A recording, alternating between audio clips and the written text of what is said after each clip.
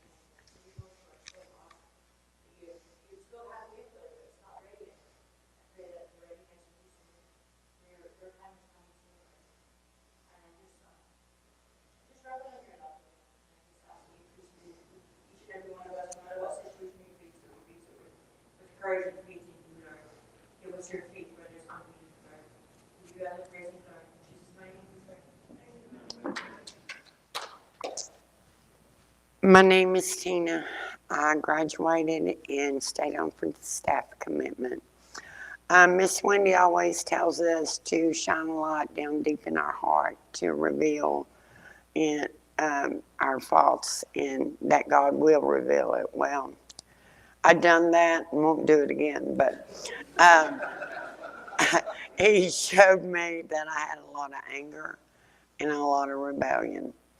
So that's what my DEVO's on. Rebellion takes many different forms and has different results and consequences. The root of rebellion remains the same. It's sin or willful disobedience. A rebellious spirit is one that does not please God.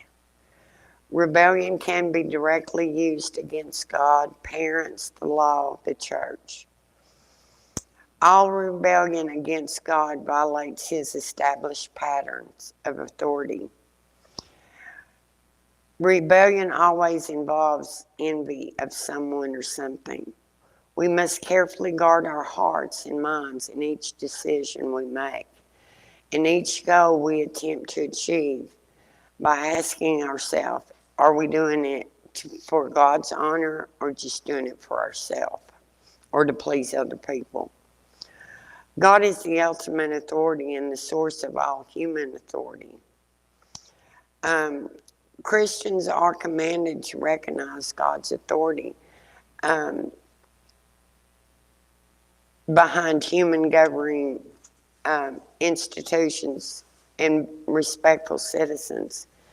Even when human authority is corrupted by sin and has been on evil purposes, God is working through that power to accomplish His perfect purpose. The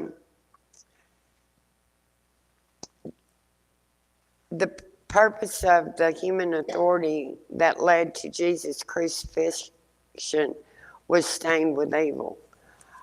God's good and gracious and loving purpose of redemption was being accomplished through human power, even though they did not acknowledge Him as the source of authority.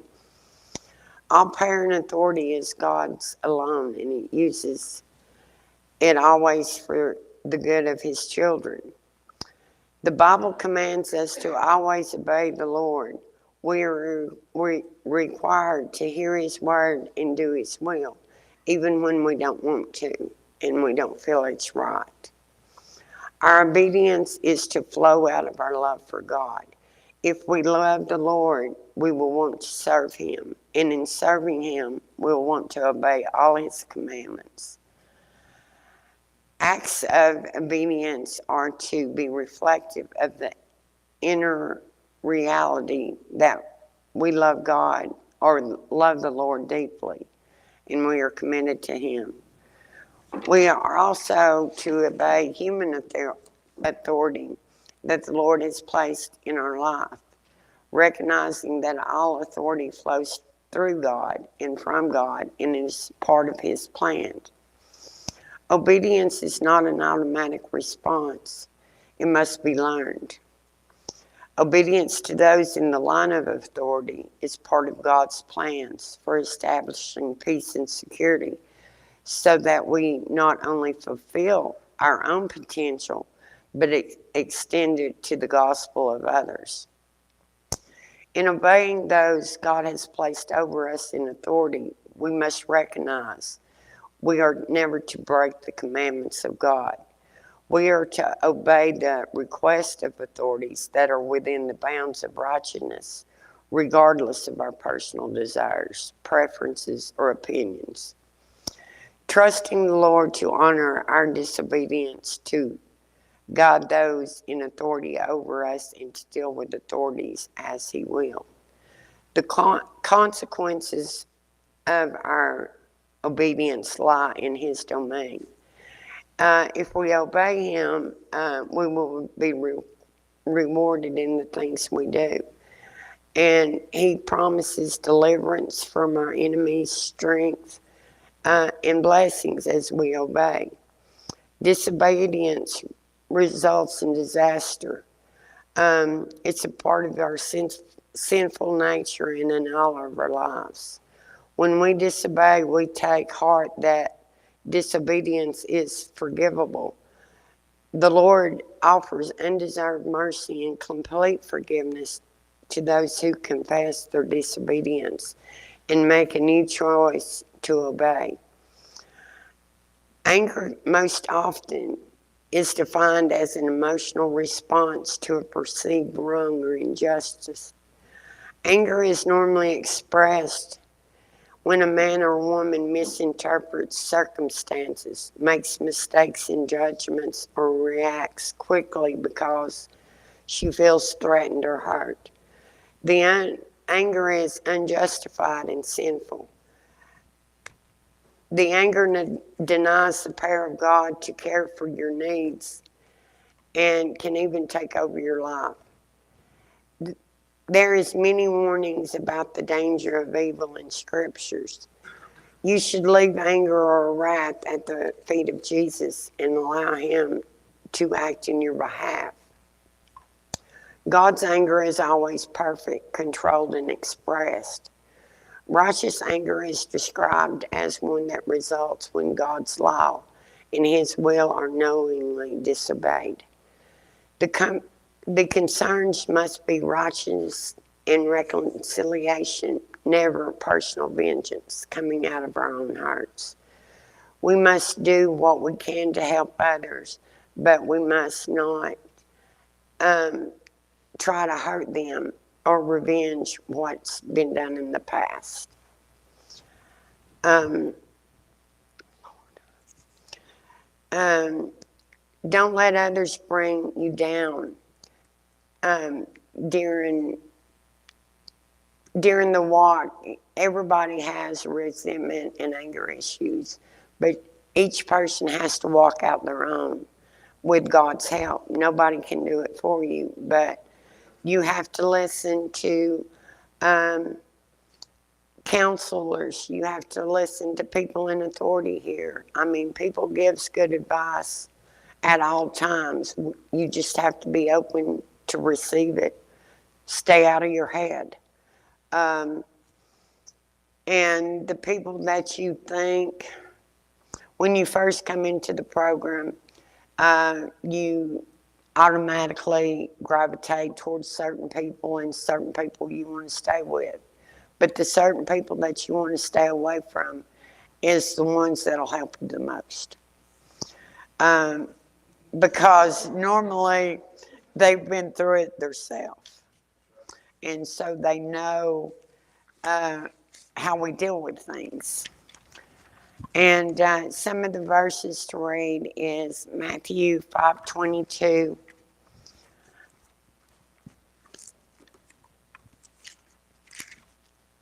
And it's,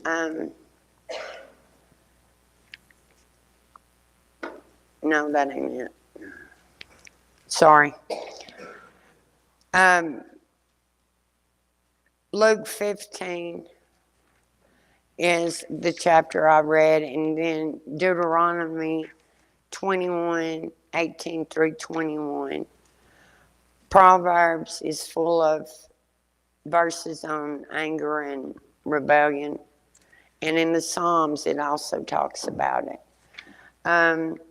But in all reality, we need to do a check of ourselves and know that God will not send us anything that we can't handle. We just may not be open to receive at that time. And He's not going to keep pushing us. We have to have free will to accept everything that He does for us. And don't make serving God a routine. Everybody can get lost in, and I'm bad about it. Putting Him on the back burner, thinking, I can get through a day by myself. In which last week I tried that, which didn't end well, and more writing happened, and. But we just have to be open and receptive. And if you have anger issues and rebellious issues, whatever God has put in you to work out, if you'll just ask Him to help you work it out, He'll be with you and you can get things done, because you can't do anything on your own, because I know that. And things will hold you back, so you need to just let it go. Thinking about the past memories and stuff is good. You can't ever forget the past, but you can't live in it either. And old memories, old places, old things will take you out if you continue to live in it and walk in it. And when you accept Jesus, you have to be willing to change, transform your mind. Everything about you has to change.